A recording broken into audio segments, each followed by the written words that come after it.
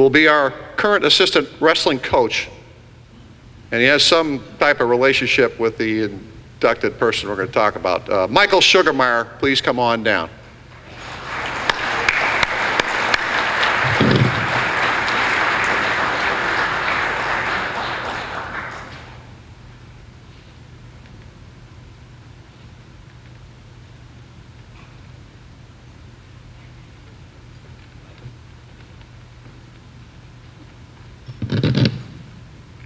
As Coach Llewellyn said, my name is Mike Sugarmeyer. I'm one of the assistant wrestling coaches here at Western New England and son of 2014 Hall of Fame inductee Steve Sugarmeyer. If you were to walk into the AHLC gymnasium and look up at the banners of all the All-American and regional champs, Steve Sugarmeyer would not be one of the names on that list. However, that is no indication of the type of career that he had while he was here or the impact that he continues to have on this program today. For my entire life, Western New England wrestling has been a household name in my family. My dad married his teammate's little sister, Tracy, my mother. So the Golden Bear pride runs strong on both sides of my family.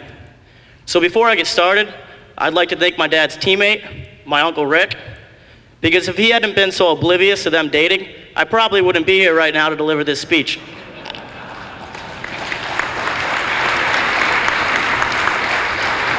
Between the two of them, I grew up listening to all their old WNE HOF wrestling stories, attended the home matches with my dad, and participated in several of the wrestling camps and clinics on campus that Coach Skelton and Olympian Rodney Smith hosted. Before beginning my own collegiate career, my college wrestling coach told me to create my own legacy. Eligibility eventually runs out, but the impact that you can have on a program can last a lifetime. 40 years ago, in 1974, I don't think my dad realized the impact that he was about to have on the Western New England wrestling program. When my dad first began his freshman year here, there was no wrestling room. No banners displaying our All-Americans, New England champs, or Olympic medalists. There simply was no Western New England wrestling program. Obviously, I was not around 40 years ago, but it has been explained to me that the birth of WNE HOF wrestling happened with the perfect timing of Coach Skelton and my father. Coach Skelton was previously an assistant wrestling coach at Springfield College and was knocking on the door to start a wrestling program here, while at the same time, my father was showing an interest from within.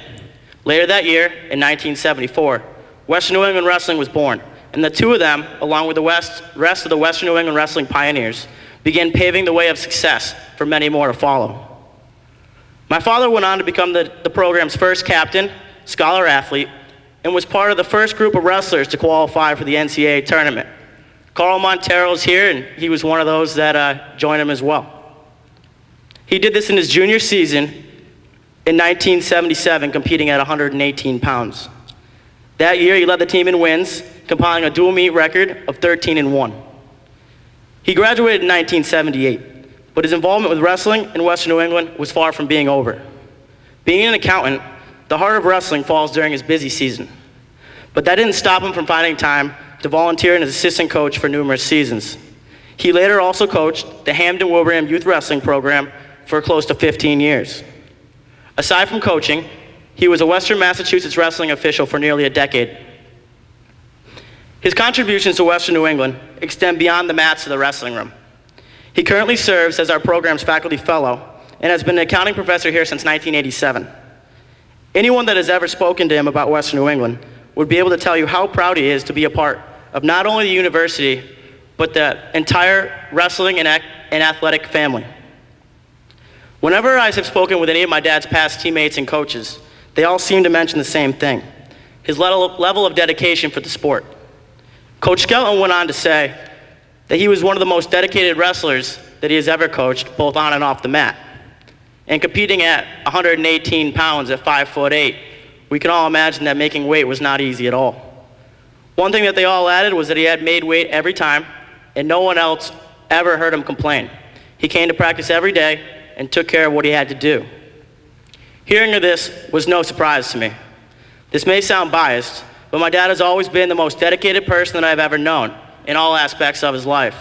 I grew up thinking that I could do anything, simply because my dad made everything look so easy. A dedicated husband to my mother, a dedicated father to my brother, sister, and I, a dedicated athlete and coach to all of his wrestlers, and dedicated to his accounting firm and this university. Growing up, he was the best role model that a son could have, and as I get older, this doesn't change. I owe so much of my own success to him, and he had the biggest impact on my own wrestling career.